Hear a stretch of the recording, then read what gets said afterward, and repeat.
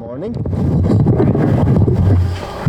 We are going to get started with, I think Jeff said umpty-umph. I think we called this our 15th annual forum. So we've constantly growing. This is probably our 7th or 8th year here in this venue, but this is certainly our largest crowd between this morning and this afternoon.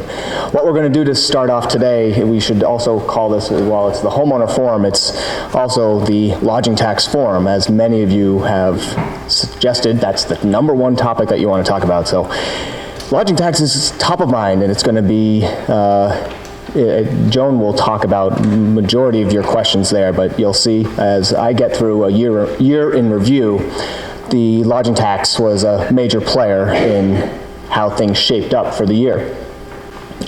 You can't hear? Okay. I will speak up.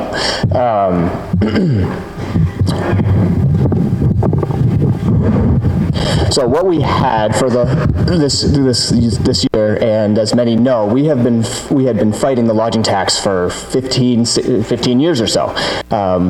Joan especially, going into the State House, talking with senators, talking with homeowners, and fighting that lodging tax. We thought we had dodged a bullet. We even sent out a blog, I'm sure, in early December saying, good news, lodging tax, it's going to come out, it's delayed until 2020. And then sure enough, last minute, December 27th or so, we got dropped the news that the lodging tax was just going to slide under the table and there was limited time for anyone to object. So it's the new reality, and that's what we're faced with. We wish we could say it's one and done and it's gone, but no, it's a new reality. So that's a lot of what we're going to face today, is just discussing how do you manage this new reality. Before jumping into the lodging tax or just the year, let's look back to the year in review. What we're going to do is take a look back at how was the beginning of the season. What we're going to start off with is pre-lodging tax announcement, and what we're looking at is these are fall numbers. What we've been seeing is a trend in the fall where the numbers of inquiries have grown. So you have, many of you get to the end of the summer and you get a sigh of relief when your tenants leave, and whether you're renting out through the fall or not, even if you still are renting out through the fall, it's generally not week by week, and so there's a little bit of a respite. However, what we're seeing is the inquiries are growing even during the fall. September through November are these numbers, and we've seen 20% increases in the last couple years. Last year was a little flat, but in general, where we are right now, and the same is true for 2019, is that the fall inquiries are growing. And I'm talking about fall, not just fall inquiries for this time of year, people wanting to get away this time of year, it's the pre-planners. There are people that are planning early and earlier and earlier, and I'll show some other numbers about how it's the importance that even though the summer ends, once you get out past Labor Day, you got to quickly turn your mindset into planning for the following summer, because people will indeed start searching for the next summer. That brought us to the impact of the lodging tax. So now that the fall had passed last fall and into December, here's what we had for our numbers. Initially, we saw a huge increase in December. December had a 44% increase in inquiries. Part of that was what I'm talking about, the increase in just people planning earlier. They're not waiting till January 1st or the month of January, post-holidays, they're pre-planning. The other was the lodging tax got announced, and there were two sides to this. Either vacationers were savvy, they realized if they booked in those last few days of the month of December, they would avoid the lodging tax. You can count myself included in that. I had rented a home last year and was undecided. My family and I, we liked the home, but we were undecided. We didn't have to commit. Then all of a sudden the lodging tax came around. We said, yeah, we liked the home enough that decision made. We saved a little bit. We saved what, 12 to 14%. So that was a nice incentive for us. And hopefully homeowners, you as well, took that opportunity to reach out to your past guests if you hadn't already. Kind of a little bit of incentive can go a long way. Beta will probably talk about that, because unfortunately that incentive doesn't exist this year, so adds yet another challenge to the bookings, but it's something that Beta will be talking about, how to nurture your repeat guests, get your past tenants to come back. Flowing into January. January also, this is now post-lodging tax announcement, yet the January numbers, this was the largest numbers that we've had in the past 5 years or so. So again, a good strong push to start off the season, which we all love to see. Where's that lodging tax? You knew that was going to come and hit. And so sure enough, many of you have noted that the numbers seemed a little slow during the springtime, and sure enough it was. We saw almost a 10% drop in our inquiries during the springtime. Some of that may have been repeat tenants booked earlier, people are booking, it pulled away from the spring, but you know there's going to be a hit when somebody got charged with I don't know what the lowest is. 9 to 14% is the range of the lodging tax. It's just natural that the consumer seeing a hit of that amount is going to at least pause and decide whether they're going to repeat to the same home, or do they need to downsize on their rental for the next season, or not at all. So of course that we feel your pain in terms of if you had people back out because of that, and we were watching this closely to say, we didn't want to see this trend continue. We don't want to see this trend continue to the following year. Thankfully, we have one last number here to show, and that is come June through August, the numbers started to turn around, and we actually saw an uptick. So was that people procrastinating in the spring? Were they seeing that the prices had dropped, generally do drop for last minute? Ultimately, what we're seeing is that the vacationers did turn around, and we saw an uptick again during the June, basically during the summer months.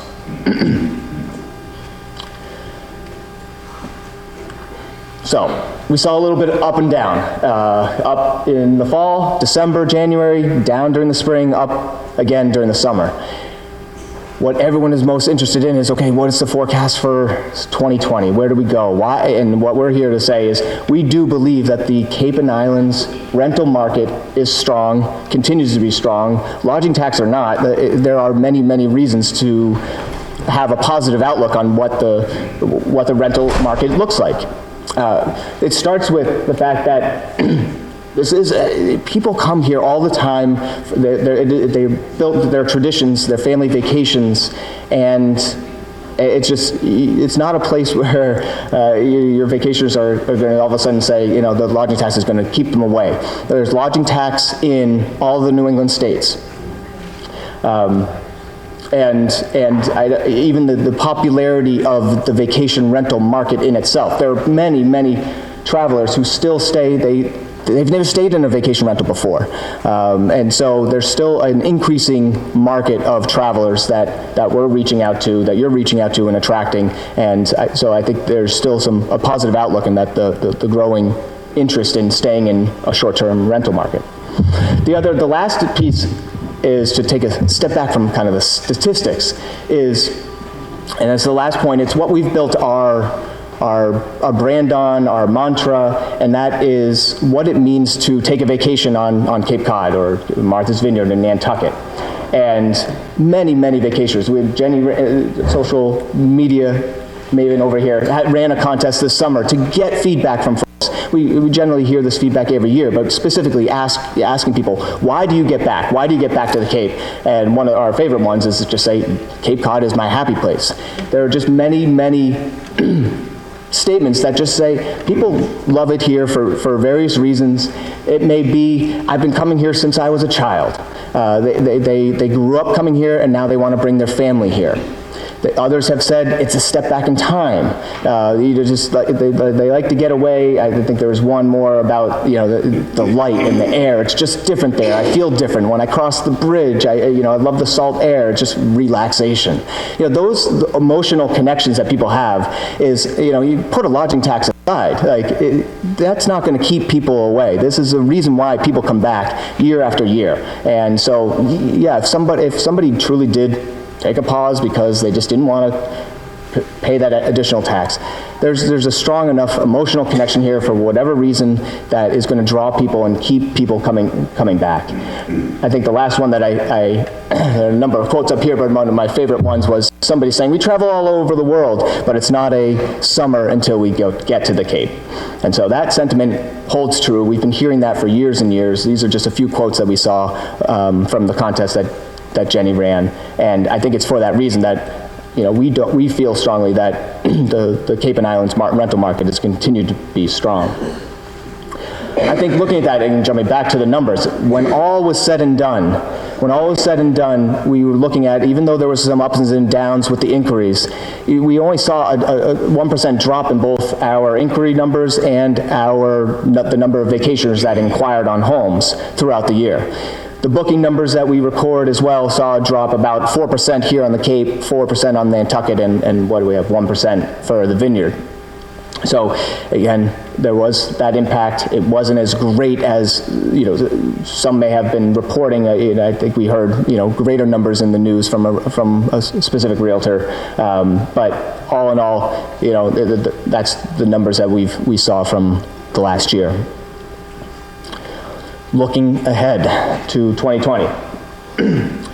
I mentioned the fall numbers increasing and how the interest of people booking or sending inquiries during the fall has increased. Same is true for, believe it or not, July and August.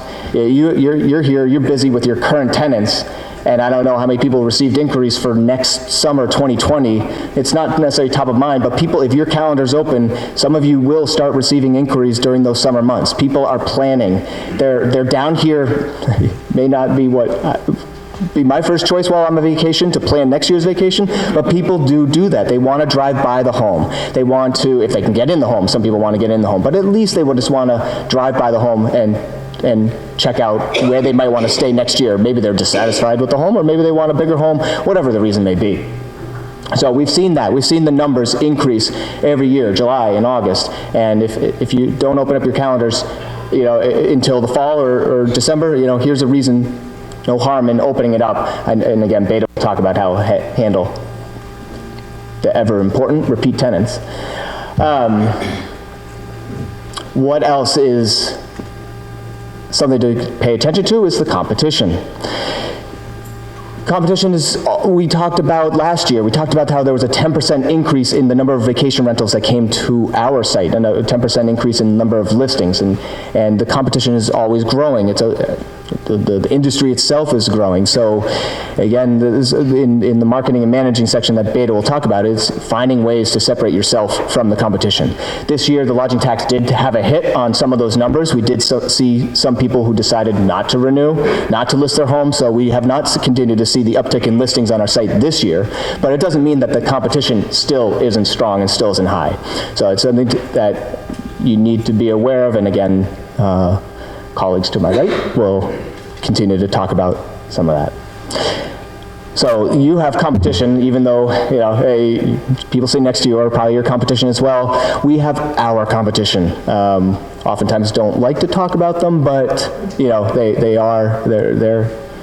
they make enough news that we're willing to talk about them, because I think there are enough differences between our beliefs, our model, and differences from the major players, HomeAway, VRBO, Airbnb. Their differences, they differ greatly in terms of the management and their whole booking process. And what we like to focus on is what's the advantages that we have? What are the advantages? Why do we get homeowners like you to list with us? And how can you use those advantages to help find your renters or book your home? Other than the marketing advantage that we have to be able to focus all our efforts towards marketing the Cape and Islands, the biggest advantage that we believe on our site that we continue to push is the booking process and managing the booking process, or controlling the booking process. Many of you have talked about, if you have familiarity with these other sites, is how they change the rules on you, and they control the rules. If they want to change it on a moment's notice, they can, and they can also control the communication process. We're a firm believer in the communication process, and that you have to connect with your guests. And that, for that very reason, we're never going to strip out the contact information, the email address, the phone number. We want you to make that connection in some way. We don't want to do instant booking, and we want you to connect with your vacationers, tell them about your home, and control the process that you feel comfortable with. It includes controlling the payment process. We're not going to force you to do online payments. We advise it, but again, you can control whatever payment rules you would like to go with. Of course, there's always I think this is one of the rules that did get a little bit of turmoil in the news, was about withholding funds, so talking about the payments. Some of these other sites take the funds, they process the funds for you, and they'll hold on to those funds until, I think we heard check out, so not even check in. So again, by you defining the payment rules yourself, you can control the terms, whether you want to do 2 or 3 payments, whether you want to get those payments up front, and you don't have to wait till check out to get some of those payments. Another change that can be forthcoming and we might expect to see is the old vacationer fees or booking fees that some of these other sites have. We push these fees, we push the fact that we don't have booking fees on our site greatly. It may not be here forever.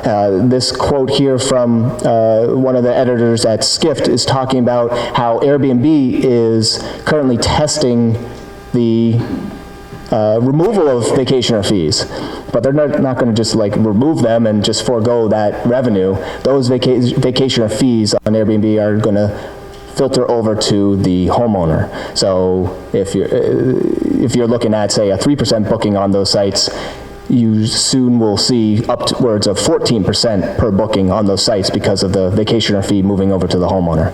So yeah, just an example of both the incentive that we have to push our no booking fees, but also for you to have full control of that booking process and avoid the rules changing on a moment's notice.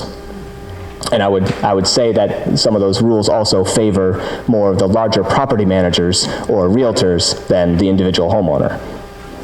Did you say they're test marketing that now? They were test marketing, yeah. They were Airbnb was known to have test marketed that, not in the U.S., but in other markets. So I don't have a word on whether that is forthcoming this year or not. But it's something definitely to pay attention to. So, where do we go from here? How do we succeed together? Because we do feel strongly that this is why we hold these forums, is to meet with the homeowners that we talk to throughout the course of the year, but we love to get together so that you can network amongst yourselves and that we can continue to build our community of homeowners. And you can share tips and advice, we can learn from you, and we do feel this is we succeed if you succeed. So we're looking to ensure that we get the best results possible for you.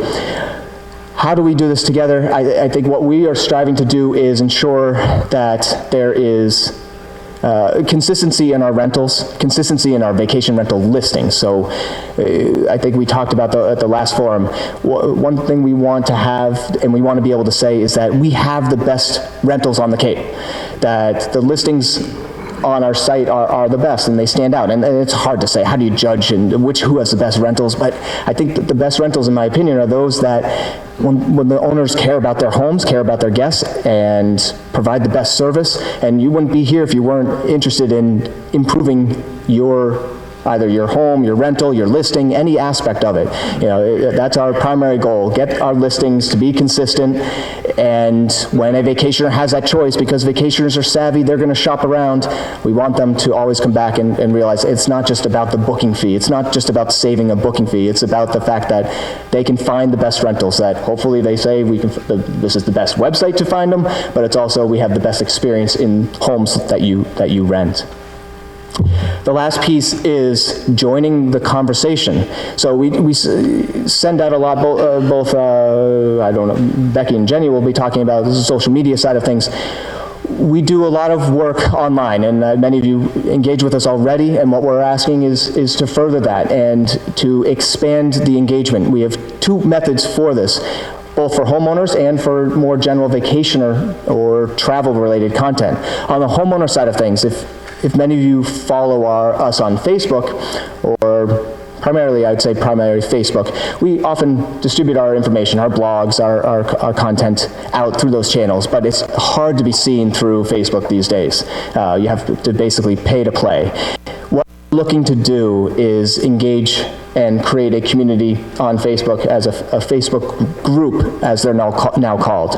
If any of you join groups on Facebook now, you'll see those groups are a little more front and center, and it's a little more of an opportunity for glad to answer as many questions as you have, but it's an opportunity for something like this, where rather than just one day, you may have a question that comes up. I need to find a handyman. How do you handle a difficult guest? How do you manage some issue related to security deposits? Anything like that. Again, we get a lot of those questions. We'd love to be able to share that out to the wider audience, and we can answer it, but would also love to get your input and have you share that input amongst your fellow homeowners.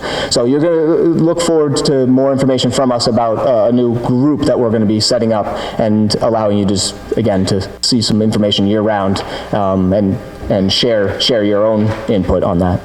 The other side of it is our vacationer content, which Jenny is running day in and day out. And if any of you have seen, has anybody watched our Escape TV episodes? Yes, a few hands here. Great, I'm going to show a clip in a second. So in addition to a lot of our content, a lot of our video content is being streamed through Escape TV, and what that is a web series that we're doing on the different topics, different towns, as a way to showcase the Cape and Islands. And what the joining of the conversation comes into play here is that what we'd like for people to do is to follow us if you're not already, and also to use that information to use it for your guests, use it to share it out to your potential guests, your repeat guests, or to share out to your family and friends, or just comment on it. We've likely already done your town, or we'll be doing it in this coming year. So there's lots of ways to engage, and it doesn't have to even be about your town. If you live in Brewster, we have an Orleans episode. There's talking about things to do. I mean, that's going to relate to it. Just because it's not your town doesn't mean it doesn't relate to your guests. So just for a little interim, I'm going to display one clip just to give you a sense for those that haven't seen it, and we'll see how well this plays on. Dim the lights. Turn off the sun. Nope.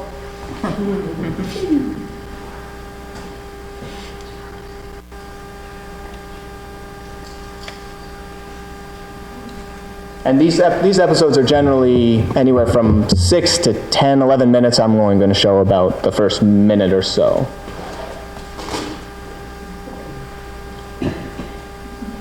Summer might unofficially be over. The weather is still beautiful. Let's go to town.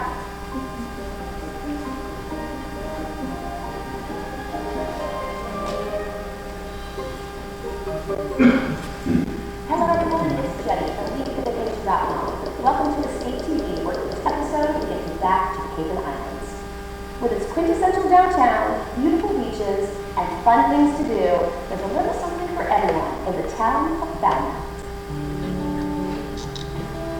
With a cute downtown, great beaches, stunning homes, and plenty of things for the whole family to see and do, there's no denying the allure of Falmouth.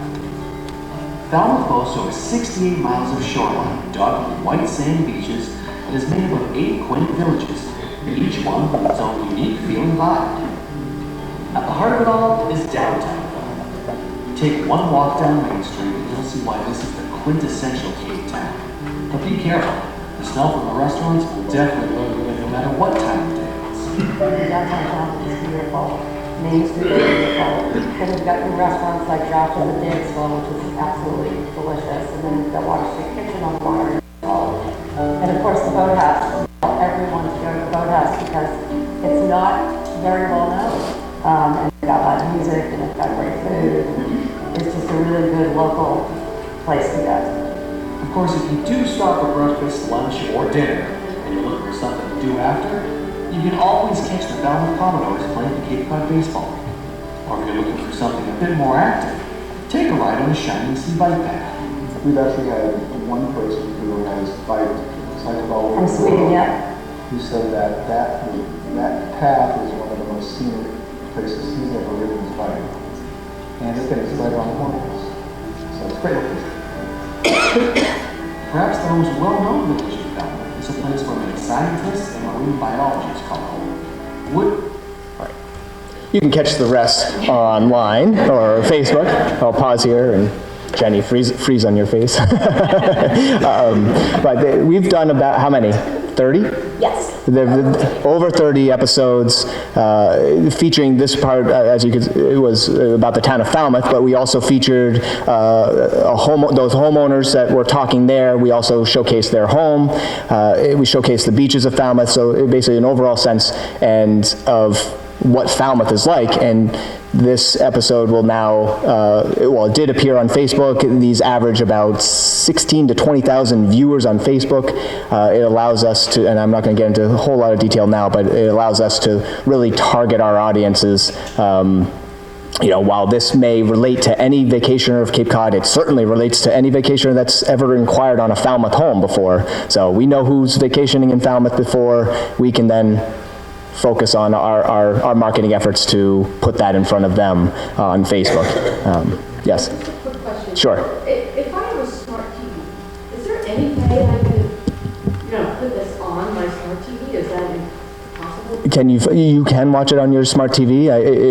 For my home, for my tenants or guests, is there any way to kind of direct them to it, or other than like maybe a sign? If you have, right.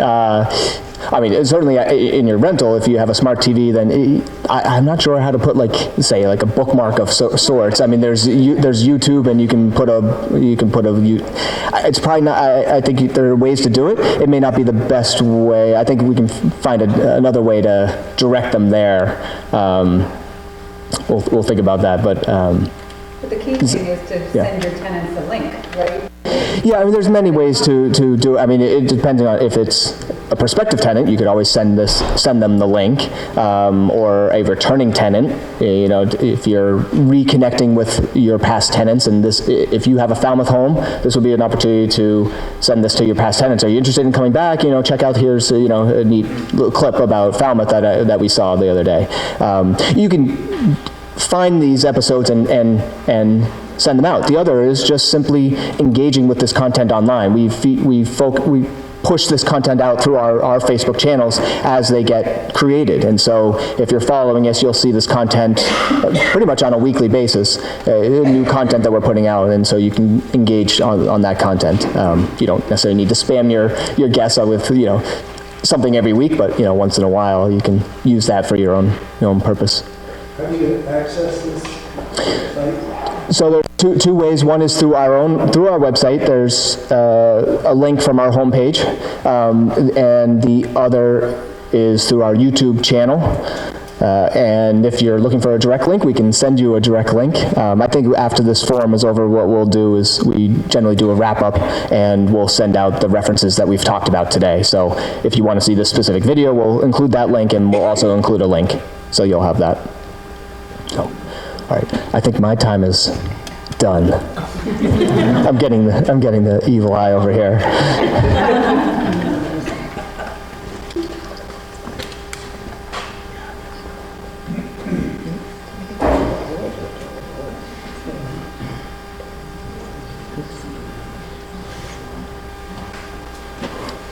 So, I see that David Wood slipped in. David? David is one of our sponsors, Cape Cod Linen Rentals. We introduced you before, but you weren't here, so there he is. He will be back here if you would like to speak with him after the forum. Okay, welcome. So, I was sitting here wondering, how many more years am I going to have to talk about the lodging tax? The sad news is that it's here to stay, but we are optimistic that with time, people, both vacationers and homeowners, will adjust to it. It's been a real shock, as you know, and I see Noreen shaking her head like, no, we'll never adjust to it. But it's a reality. It is here to stay. 40 states, around 40 states now have a lodging tax. We were the last state in New England to impose it. We didn't like the way it was done, but we're not alone, as you can see. Now, it might be higher than many other states, And that's something that is disappointing. And we can, there's really, I wish that I could reduce it for you. We tried for, I don't know, over 13 years to fight it, and the legislature, the Airbnb, the Cape Cod, all the local legislators, the Cape Cod chambers, they were all in favor of it, and towns, of course, would like it. Do I have to put that? Do you want to do the next one? So, as I said, we were the last one in New England. You can see the others. And New Jersey is, many of you, gosh, that sun is right in my eyes. Many of you saw, did you see that New Jersey, where they were able to override it, but not completely. If if you were in New Jersey right now renting out a home and you used any Airbnb, HomeAway, VRBO, any of those sites, you would still have to impose this tax. Realtor, anyone going through a realtor in New Jersey does not. They never have been since they imposed the tax in October. They must have had a very strong lobby group.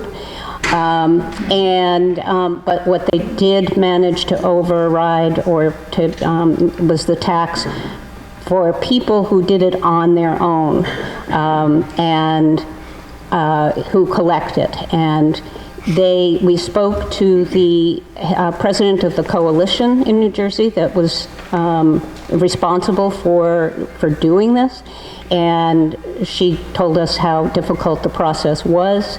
And then we spoke to Ryan Castle, who's the CEO of the Cape and Islands Board of Realtors, and he said that they tried very hard, along with the Massachusetts Board of Realtors, prior to the bill being passed, and he said we could gain no traction. He said you are not going to be able to convince towns and the state legislators to change this around.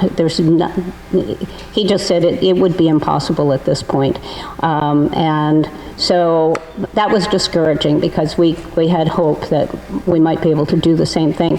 The other difference is that in most of the states, including New Jersey, all of the tax goes towards the state. They don't have separate local taxes. And so again, you just think about your town and how your town is really relishing the fact that they are going to now have that income. What the towns do with it, we don't know. The 2.75 wastewater tax applies to all of the Cape towns. At this point in time, the islands are exempt because they don't belong to the Water Protection Fund, but we think that might happen too, that they might change their minds and join that fund. And we're, there's no denying that is important to keep our waters clean and protect our water. So it's not that so much as the higher tax in the other towns. And keep in mind that this tax might change in some of the towns. For those of you who have a 4% local tax in your town, it may increase. Several towns already have. And the tax is based on, according to the Department of Revenue, it is based on when your tenant arrives. So in other words, if you have if you sign a lease with someone in January and the tax is at 4%, and then your town decides in May to increase the local tax to 6%, you're supposed to collect the 6%, even though you've signed a lease that already, that has that, that is set it at 4%. So some people, and we heard from a realtor on the Vineyard who had, her company had to cough up about $10,000 because West Tisbury had no local tax, and then they imposed the 6%. So, and their leases had all been signed. They had nothing in their lease that talked about, if there is an increase. So they had to, the real estate company had to pay it themselves. So some people are covering themselves by adding a clause to their lease indicating that if the local tax does increase, that the tenant would be responsible for paying that additional 2%. So it's up to you. If you would like to do that to cover yourself, you can, but you may get some pushback from some of your tenants who say, sorry, I'm not going to sign this, knowing that, I might have to pay more. This is all I'm willing to pay. And in that case, you just have to let it go, I would think, and you might have to pay that be ready to pay that additional 2%. So it kind of take it at a case-by-case basis. The other thing is that those of you who are in the towns, one of the 7 villages of Barnstable, including Barnstable, Hyannis, Centerville,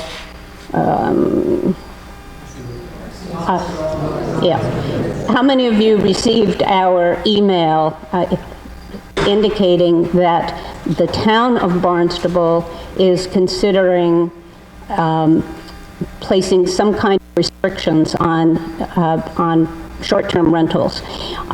We believe that there is a small contingent of local year-round residents who are next to or near a home that's rented out, or several homes, and they are objecting to renters.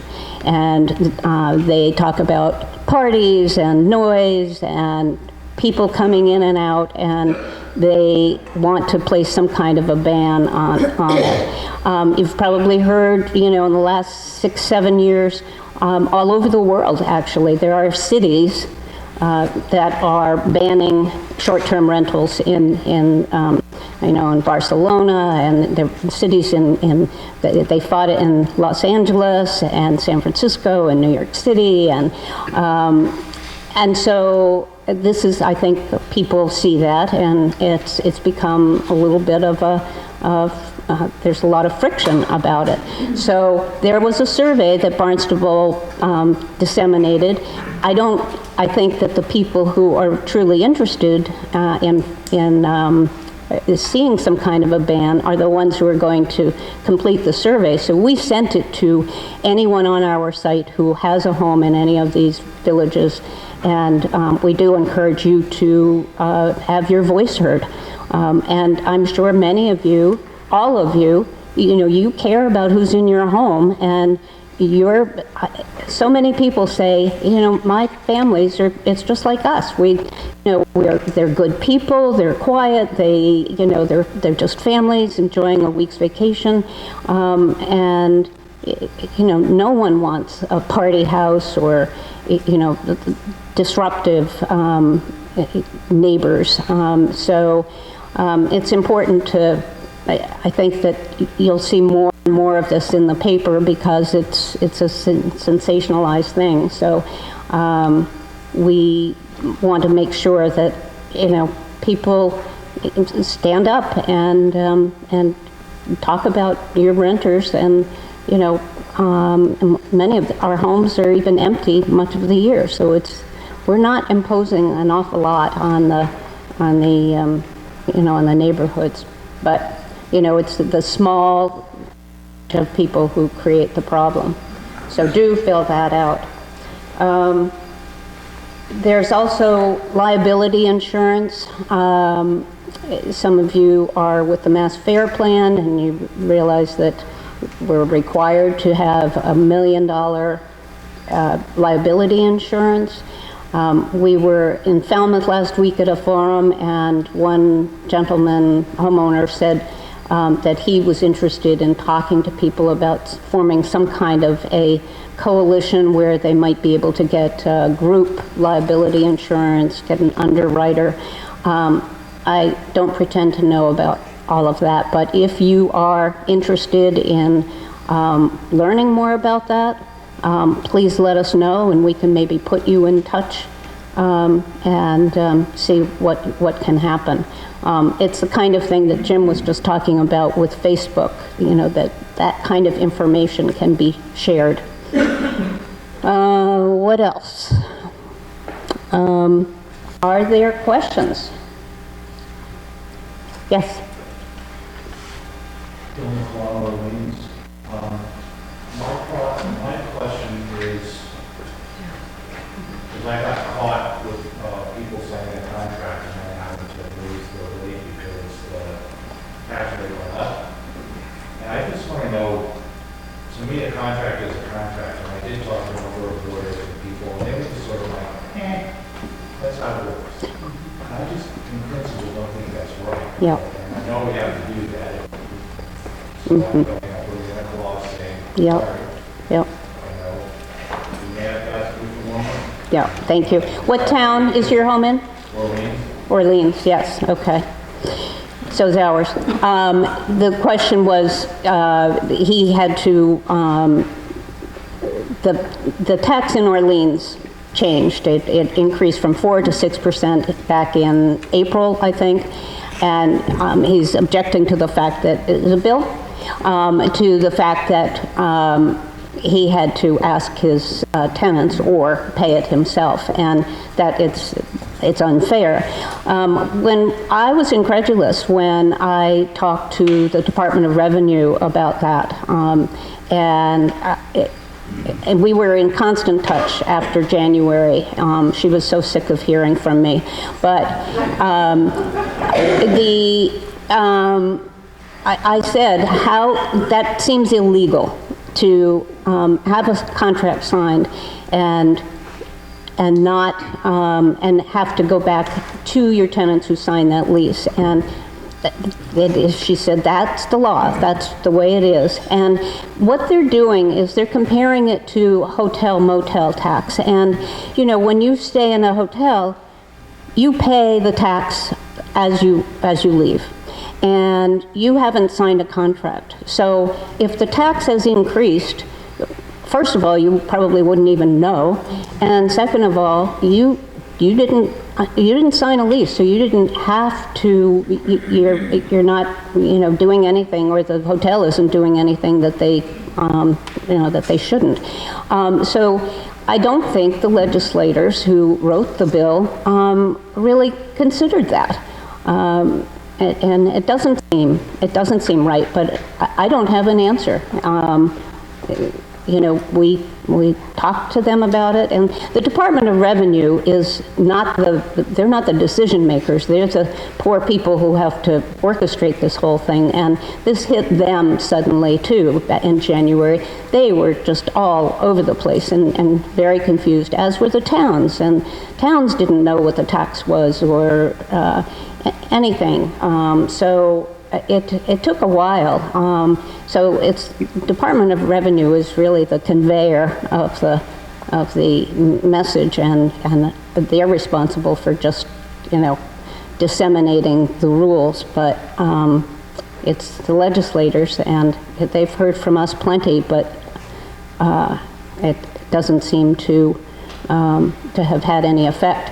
The other thing I wanted to mention is that you should consider, people aren't sure when they have to remit the tax. So just keep in mind that the date when your tenant checks out is the date, the following month would be the time when you would remit that tax. So for instance, if somebody comes in at the end of July and leaves in the beginning of August, that revenue, that tax, is not due until September because it's the month after.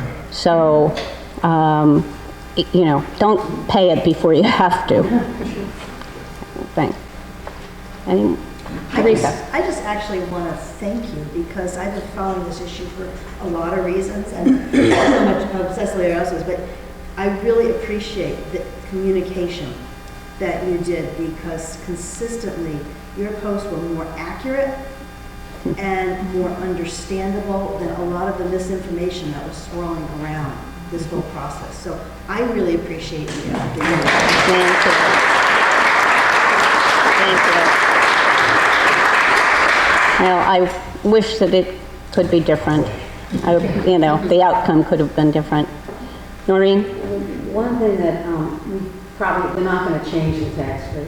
And Right. I fought with them to get them to go with what the other states, like Maine, we have 2 properties in Maine and they're 9% statewide, which is easy. But our state legislators have to do it in difficult, and they don't know anything about even numbers either. Totally escapes Cape Cod legislators, really. But the one thing we might be able to influence them on, it would be to have the taxes collected quarterly like in Maine, which is so easy, because we get this little email from the Maine Tax Department of Revenue, and that's something that maybe we could, as a group, get our legislators to consider looking at the way Maine does theirs, which is quarterly. And you get an email from them, your taxes are due, and so you just tallies them up and mails them a check. And it's easy. Right now, you don't have to, you only remit the tax for the months during which you, after which you had tenants and collected a tax. So for the rest of the year, if you don't have any tenants this year, you don't need to go in, you don't need to put 0, you don't need to do anything, okay? But Noreen was mentioning that Maine has a quarterly payment, so it is something to consider. Right. It's very easy. One more quick question. Yes. Kristen Kimball, Harwich. You say pricing advice, there's perhaps this is going to be covered later, but my question was that people at the board, have we had to lower prices to cope with this tax? Good question about lowering prices. How many of you felt during the summer that you had to lower some prices in order to, like for individual weeks? Okay, a few people. If you're going, we recommend, everybody's going to be in the same boat. So all vacationers have to pay the tax no matter where on the Cape or islands they go. So if you feel that your house is adequately priced, I would certainly now put that price out there. And then, if there are individual weeks later on, you can lower them. Do not offer to split the tax or pay the tax because, if anything, reduce the rent because then the tax will be lower. But I just think that you need to just be fair to yourself too.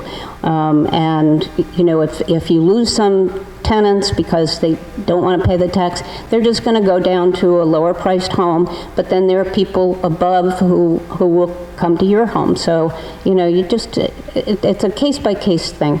I think we really have to move on. Mention the November 1st date. November 1st, if you haven't registered, that's the cutoff apparently. Whether you had any taxes that you collected or not, you are supposed to register your rental home with the Department of Revenue, and by November 1st. So you still have time. Is there any advantage or disadvantage to registering as a business or an individual?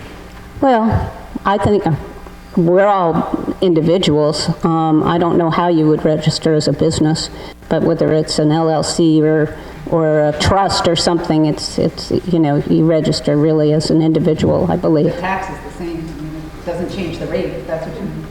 Thanks. Okay, we'll have a chance for more questions later. Yeah, I was going to say, we're trying to save room if we get through everything to have a great open Q&A session, but my nickname is Beta. Most of you probably know me as Elizabeth, but I work on the great homeowner team, as Jeff mentioned, with Lauren and Joan and Taryn. It's a pretty challenging year, wasn't it?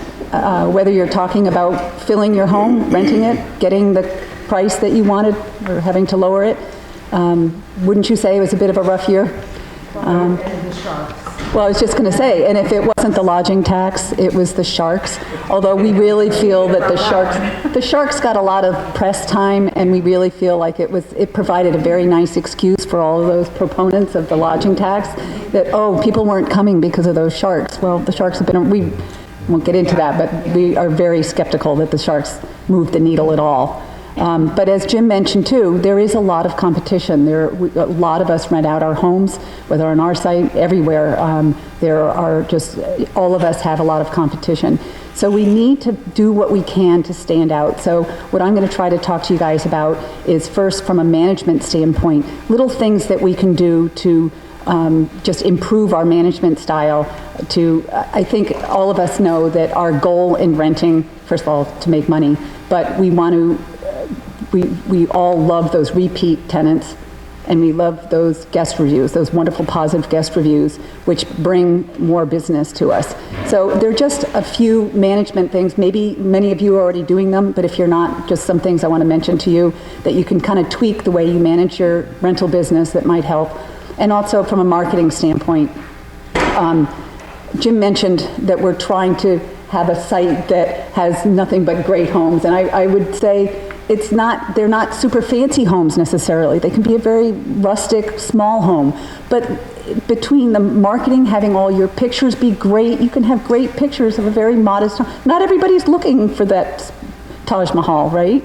So it's partly the marketing, the way you market your home so that when vacationers come to our site, they're met with beautiful pictures, calendars that are updated, all these things that make the experience on our site something that they want to return to. As Jim said, if you guys succeed, we succeed. Also, if we succeed, you do, right? So if vacationers have overall a great experience using our site, they're going to come back and look for your homes. So I want to talk to you a bit about both the marketing and the management and some marketing tips. I also want to say that every year that I've presented here, we always have talked about the vital importance of pictures and guest reviews. It's like a mantra, pictures and guest reviews. So I'm not even going to talk about that other than to just mention that once. They're vital to your success, having great pictures and having as many positive guest reviews. And if you don't have them, you got to ask for them. But that's all I'm going to say. Otherwise, be ready early on. You guys heard what Jim said about the trend over the last few years towards earlier and earlier inquiries and bookings as well. Last year, because of the lodging tax, it was in the fall, but now this year we're even seeing, as Jim mentioned, this big uptick in inquiries in July and August for 2020. So I don't know how many of you have your calendars. There's a number of homeowners on our site who haven't updated their calendars. They have no pricing or availabilities in their listings right now. So it's not that their listings won't be seen, but not very easily. It really restricts your exposure. So I hope if there's nothing else today that you've learned, if your calendar is not up to date and open for next year, log in and put your pricing. Yeah. When is the best time to do that? I do it all year round. I mean, I got inquiries this summer for next year, so I better make sure that. So as soon as we extend our calendars now, what is it, Jim? It's at least through next summer, maybe even next 2021. It is. It's 18 months in advance. People, we get pushback in the office. We get calls and they say, I don't know, I haven't heard from my kids. I don't know when they're going to be there, and I haven't heard from my repeat tenants. Our sense is that most of you are a little overly generous, and we love our repeat tenants. We want them to come back for a myriad of reasons, but don't take away the possible bookings that you could get because your calendar isn't set up. Open it up. If ask them, don't wait until January to ask your repeat tenants.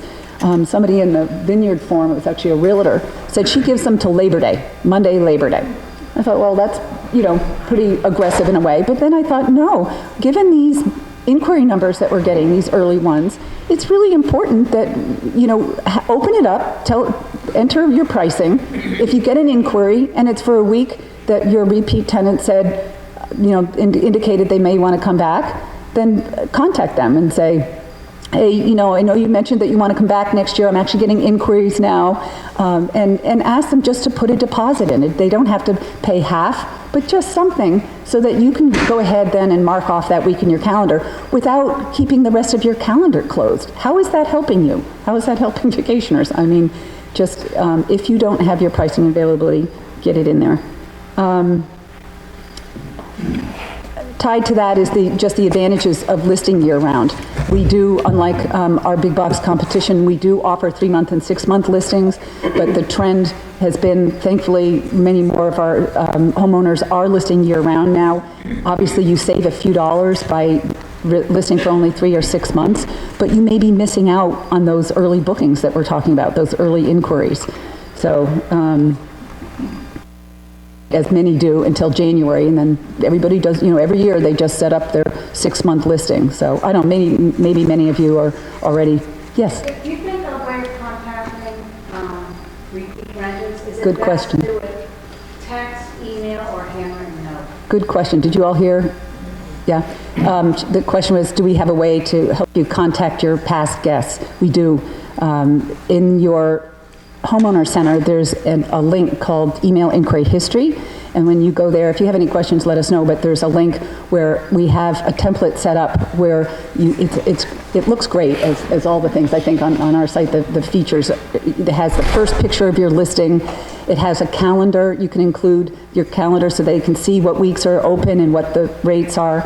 I would suggest an email to start with.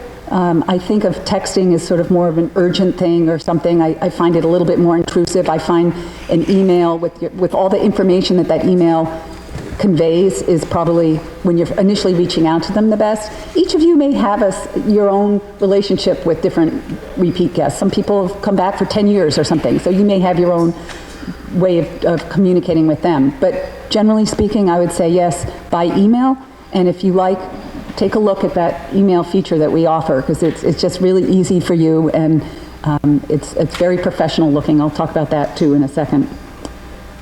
We just talked about pricing briefly. All I can say is probably not a good year to raise your rates, okay? Obviously, if you add a wing or a pool or something like that, might be different.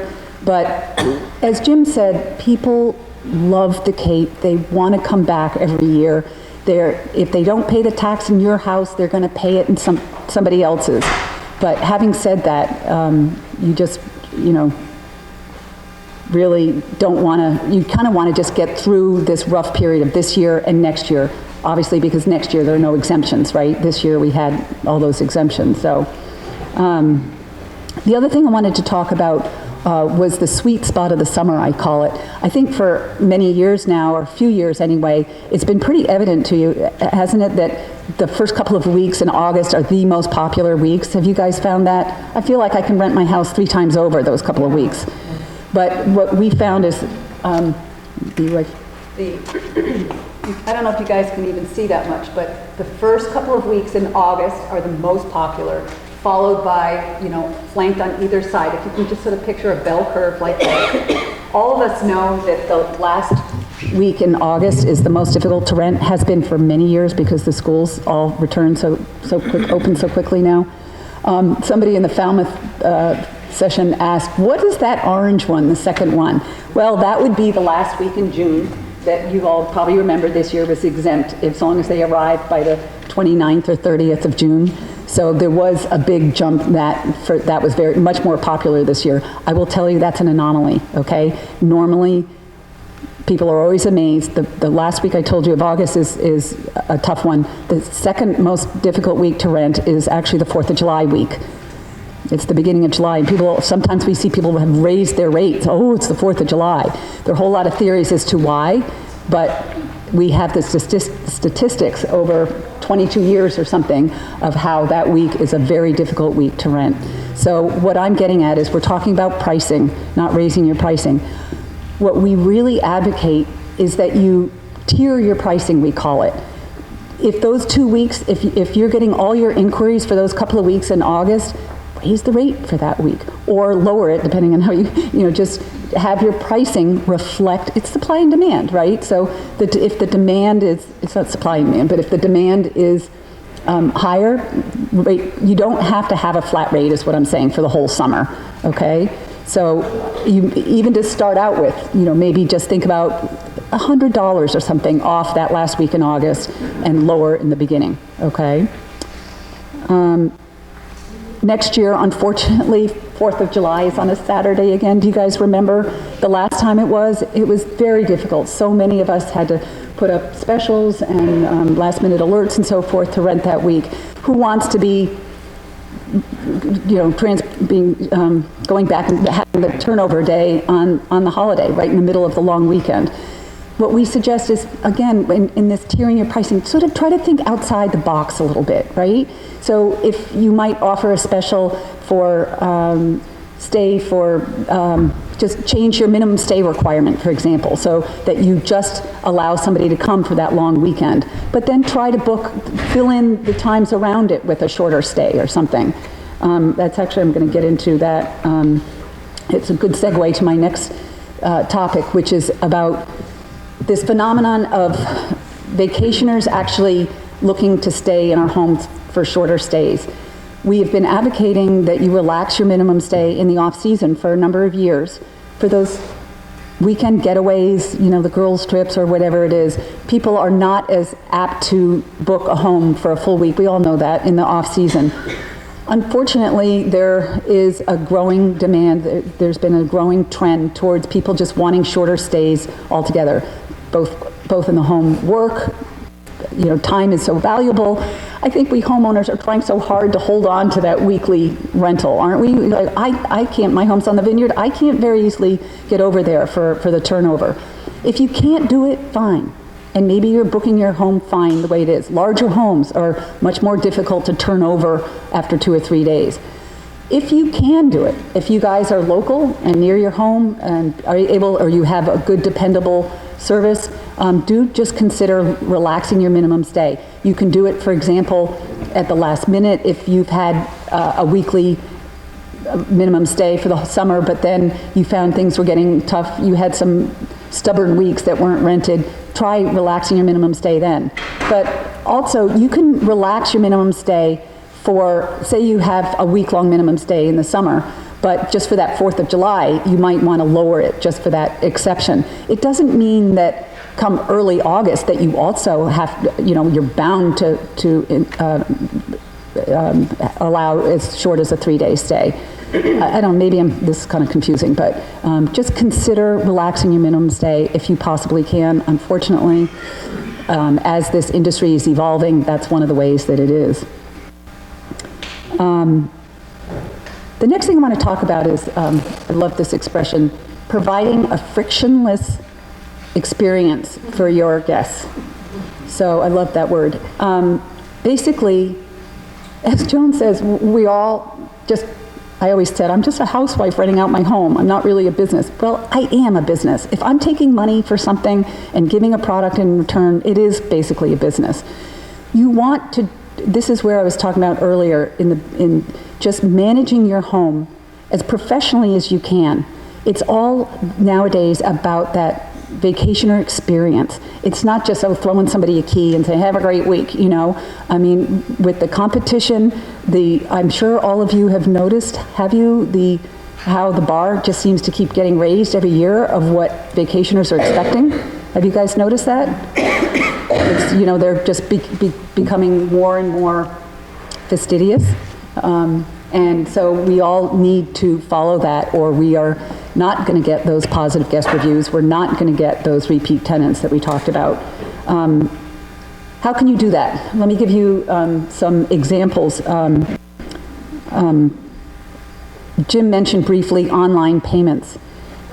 It's something that I fought for many years because I just didn't want to give up 3% of every booking. I assumed that if I provided the ability for somebody to book online, that I would automatically have to pay that fee. We have a great blog post on our homeowner blog about all the many opportunities you have nowadays to provide online payments without any extra charges. They're free. Things like Zelle and Venmo. I don't know if you guys, any of you use Venmo. It's a phone app. really ridiculously easy. It's just, I think of it as, you know, you want to have amenities like cable TV and offer linens or something. Offering online payments is just, it's another amenity that vacationers are demanding more and more. They just want things to be quick and easy, frictionless. So take a look. If you need any suggestions, ask me about it, and ask any of us about it, but do consider offering online payments. You mentioned, one of you mentioned something about how do you reach out to your past tenants. We do provide a number of templates on our site, to repeat guests. If you guys haven't seen our guest review request form, it's just, and we're working on adding more templates for you. Take advantage of these features that we offer because they make it really easy for us to do, you know, for us homeowners to use. But again, it just presents a more professional impression of you, don't you think? You know, instead of some like hand-scratched note or something. These templates have the first picture of on your listing, and they just make you appear more professional and therefore sort of more trustworthy. How many of you take advantage of our booking management feature? Do you know what that is?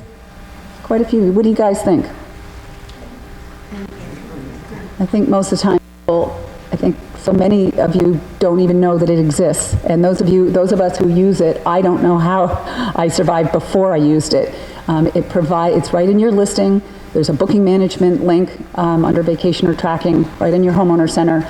It provides a tremendous function that allows you to take notes on your guests, whether they're bringing a dog for me, if you allow pets, the ages of their kids, any special requirements that they might have, how you heard from them, you can track that. But one of the key things, you can just note things in there. For me, I love it when I take notes and for example, I talk to the wife and not the husband, but I get his name. And then just before they check in, I want to be able to greet them and say, oh, hey, Bob, how are you? Or Sue, or, you know, whatever it is. So those notes that you take in there just enable you guys to be better hosts, right? More personal, make that personal connection with them. The other thing the booking management system does is allows you to actually set up weekly reminders. I have mine on Sunday mornings. I get a note for the whole rest of the week. I'm expecting this lease back this week. I'm expecting this payment due. Oh, I've got to get this security deposit out this week. So it just really helps me be a better homeowner, a better manager.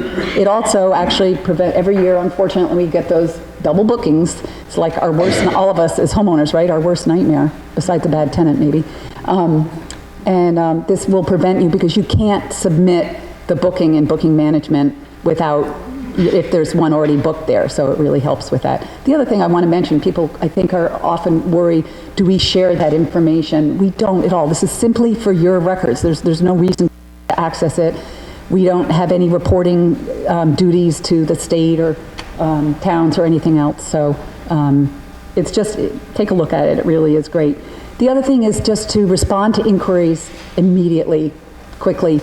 We used to say that, and I think, don't most of you, if you get an inquiry, aren't you pretty quick to respond? I just would kind of turn the heat on that a little bit and say, vacationers now, a lot of them are millennials, and they expect instant gratification. The big box sites, you push a button and, much to our dismay, I think, because we don't get that communication and so forth. But they are kind of expecting, they don't like to inquire about something and not hear for 2 days. The minute you get that, whatever you're doing, just at your earliest convenience, try to get back to them. That's what they're expecting. And if they don't hear from you, the chances are they've also inquired about other homes, and they're probably, that other homeowner may have gotten back to them and you've missed that opportunity. Quickly, I want to get through, I know we're running late. Marketing, how to stand out in a crowd. I talked about pictures and guest reviews. What we also offer, I think many of you probably aren't aware, have you guys seen or heard of the listing quality audit in your homeowner center? Yeah? What we've tried to do, and so many times things are not quantifiable, but any quantifiable issues on your listing, if some of your pictures are small, if your calendar hasn't been updated, if it doesn't have pricing for next year, you just click on this link and it just spells out, you're good in this area, or you need to work on this or something. We're talking again about just raising the quality of the listing so that you guys stand out, so that your listing is effective in bringing you bookings. And the way you do that is you can call us. I mean, you have for years. We're always happy to take a look at your listing if you're struggling at all, but you can also do it yourself by just taking a look at that great listing quality audit. The other thing I want to say is use our resources. We have a lot of, I told you about the templates. We also offer owner specials and last minute availability alerts. Just to clarify, the last minute alerts are what they say. They're only meant for promoting a last minute cancellation or an opening that you have. They are fee-based, and they are meant to work hand in hand with the free feature, which is called an owner special. I always say, I wonder why people don't take advantage of our owner specials more often. You can set one up at any time of the year. It gives you 100 characters of free text. You can write whatever you like, promote whatever special offer you might have, or whatever. And as I mentioned, they're free. Did I mention they're free? Anyway, so just think about that if you want to say book by Thanksgiving at this point, or eventually January 1st or something, get a discount, or even just a gift certificate for $25. People love gimmies, right? They love getting a little something extra for free. So take advantage of those owner specials. Another feature we added a number of years ago is a section called About the Owner. How many of you guys have you? Not too many, a few of you. It just, we're talking again about that personalization, that making that connection, creating the trust between you and your guests. When you write something in that About the Owner section, it just provides that. How long have you been renting or managing a home, and why you love it. It's very similar to the description, but it gives you a little bit different perspective. You can afford to be really subjective. I love Orleans because, I grew up here, and whatever it might be. So just consider that. Finally, social media, Jenny, and I don't know, Becky had to leave. Jenny will talk a bit about social media. I love it because I don't take advantage of it as much as I should, but this is a free way for you to promote your listing, promote your home. So on that note, I will let Jenny tell you more about social media. Joe first. Yeah, Joe's being. Oh, I'm sorry. Oh, that's right, about the, You have to wait.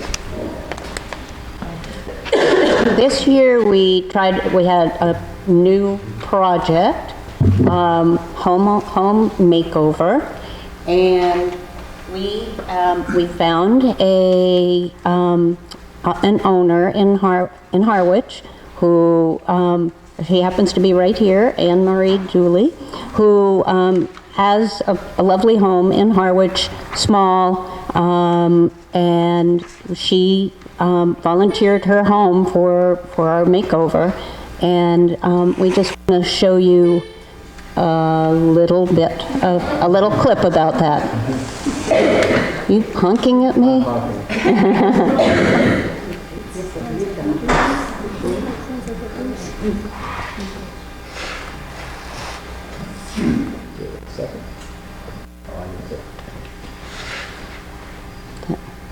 At the end. Hold on.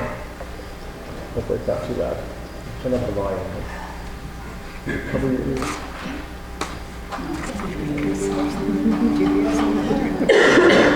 Everyone knows the old adage, first impressions are everything. At WeNeedaVacation.com, we believe this to be especially true when it comes to your listing. We'd like to share with you a recently completed home makeover project. By improving the aesthetics of your rental property, we believe you can maximize its income potential. We selected a home in Harwich that had great potential but seemed to be in need of some freshening up, decluttering, and better pictures. A local interior designer, Jody Landers, volunteered her time to the project in order to promote her new business to our homeowners. Seemed like a match. We met with the homeowner and discussed our goals. To improve the appearance of her home on a budget, book her home solidly for the summer, thus validating a price increase for next season. At the project's midpoint, Joni met again to check on her progress and discuss the next steps. She had cleared away clutter in the kitchen and had painted some furniture. She had also bought new wall hangings and an area rug. She recommended that the homeowner consider painting the kitchen and living room, as well as removing the piano to open up more space. Fortunately, the homeowner was completely amenable to these changes and expenses.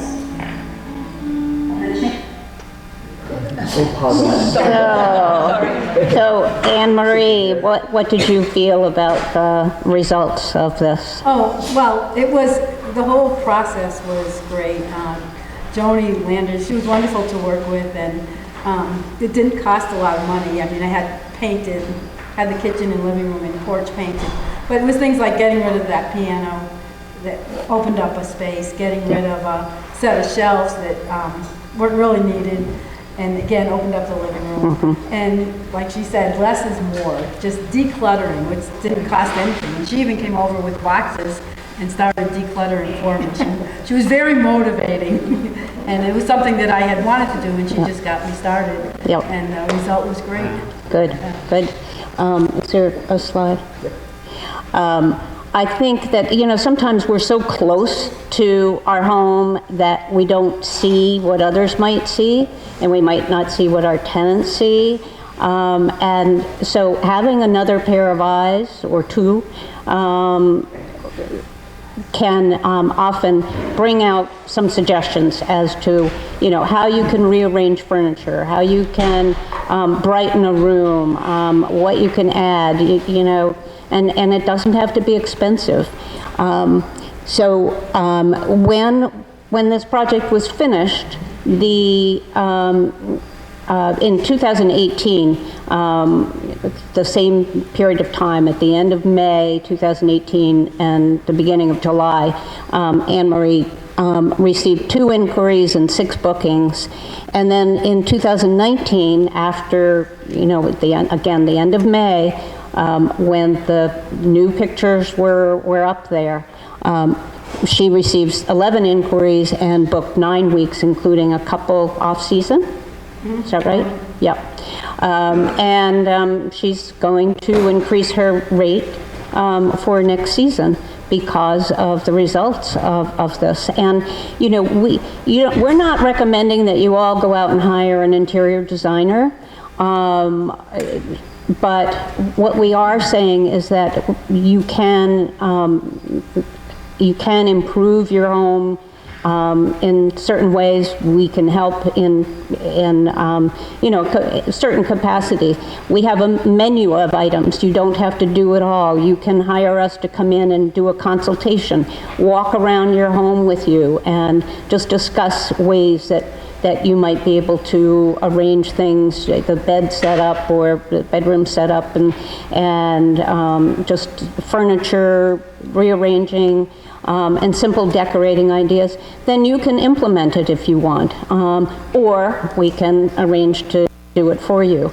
But other consultations we have, or we'll come in and photograph your home. Any time of year, we'll, even in the winter, we'll go into your home and do the interior. That doesn't usually matter, whether it's winter or summer, and then go back later to do the exterior if you'd like. But Becky Fisher has photographed more than 600 of our homes. How many of you have ever used Becky to photograph your home?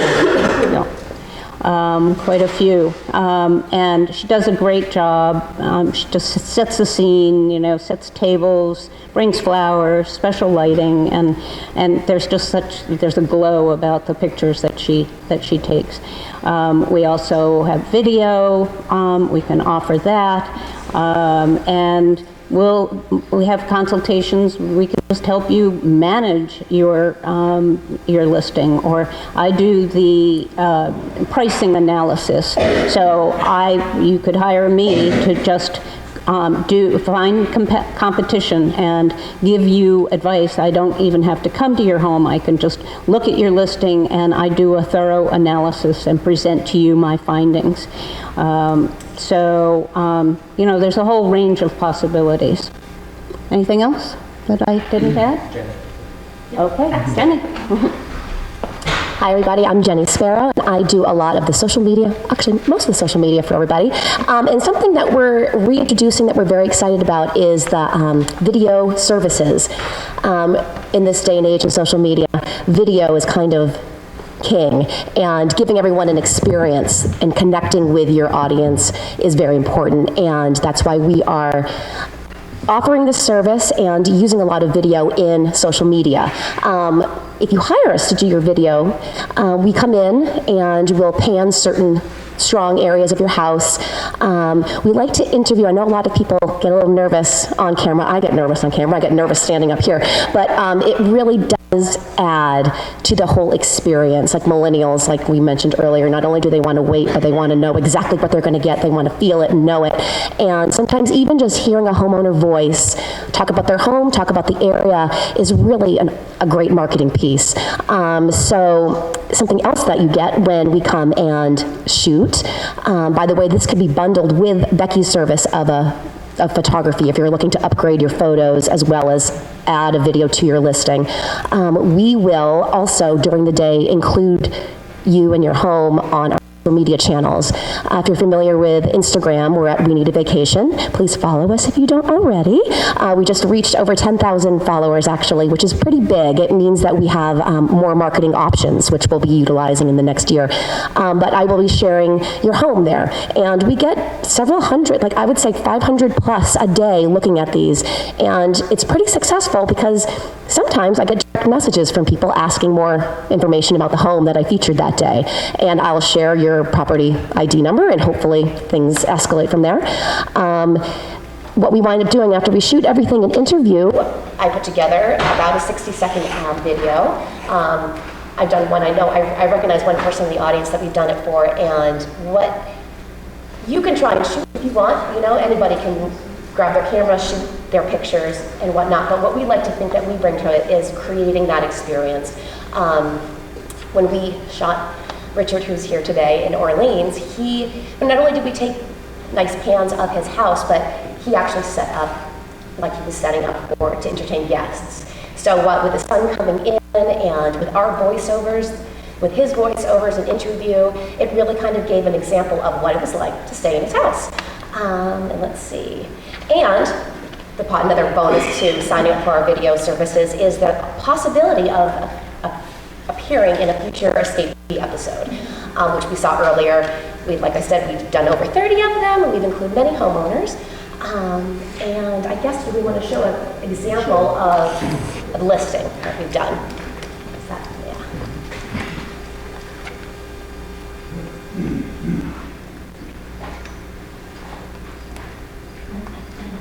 Last clip of the day.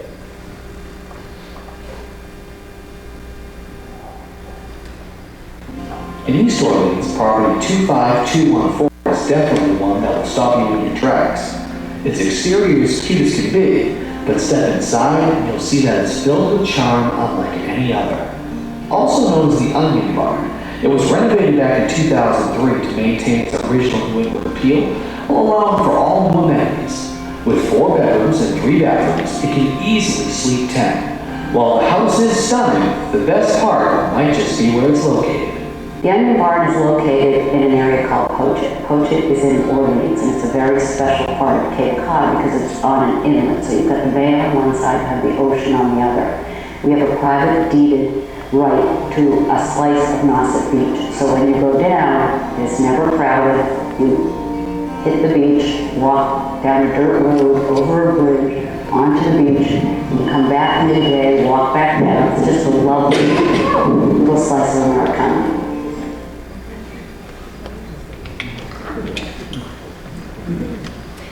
So as you can see, that's the listing, and that would live on, the video that would live on your listing. It also would live on our YouTube channel, which also gets traffic, and you would also be able to get the link to that listing to share in your own social media and emails that you blast that you like to do. And yeah, am I missing, forgetting something?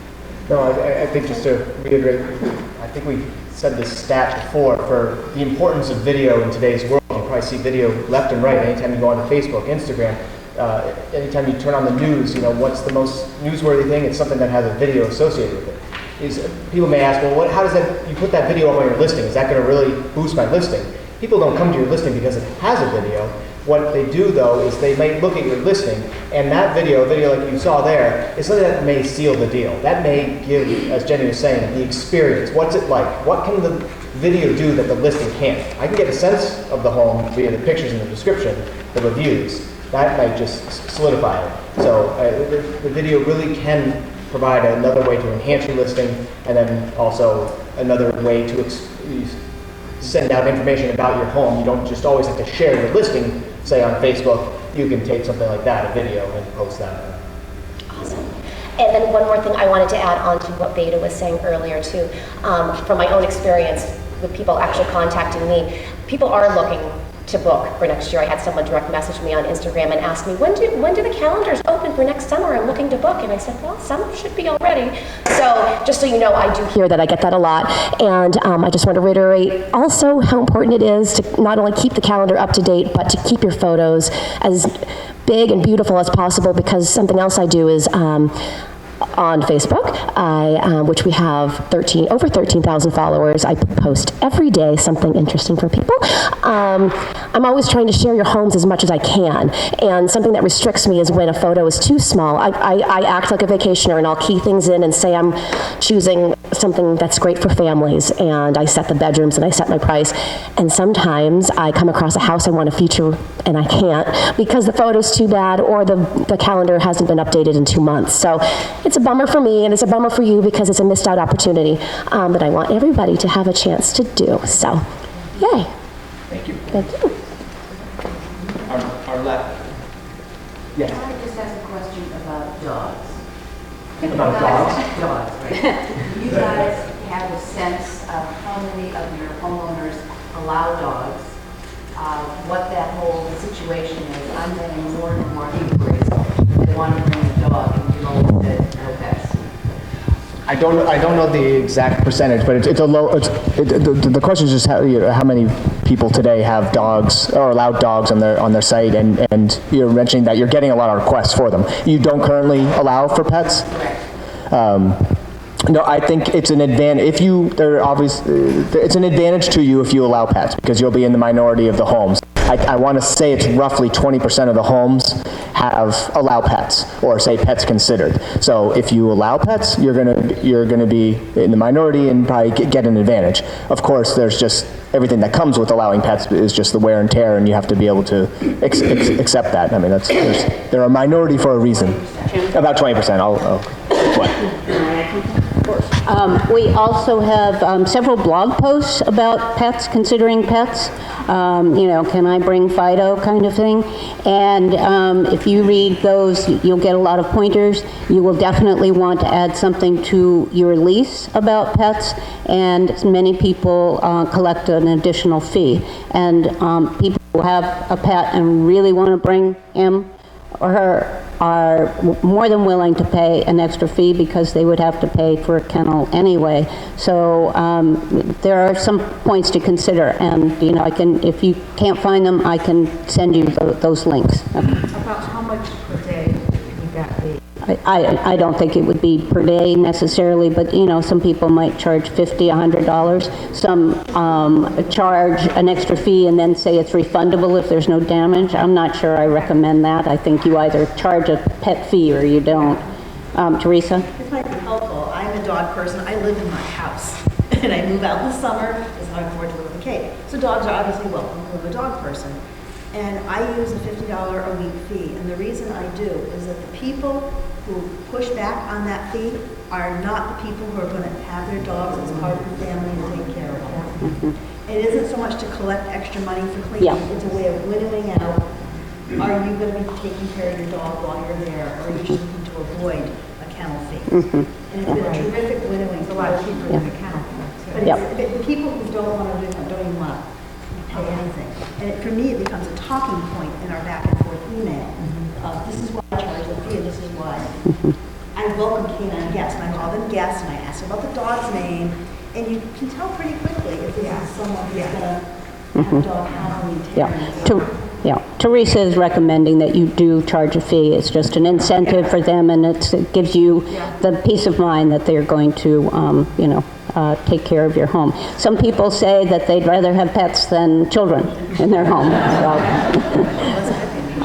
we should go move on. One last topic, and then we're going to open it up for general Q&A.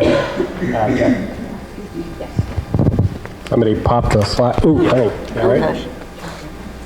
Sorry about that. Last topic. We initiated the Green Initiative last spring. This is something that's very personal to all of us on the staff, where we see threats, ever-increasing threats to our beloved area here between climate change and waste issues. We just are kind of worried, and we weren't sure what to do about it. We wanted to, if we could, frankly, use our platform as an influencer to try to stem the tide or help a little bit in a small way. Some pretty big problems. I think you're all aware of the risks of climate change. It's every day it's in the newspaper. Also with China's rejection of recycling a couple years ago, your recycling isn't getting recycled, and that's in reality often.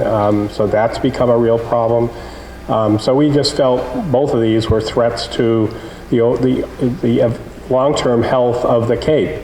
Unfortunately, there are a lot of threats these days between the attacks and sharks and tornadoes and now all this.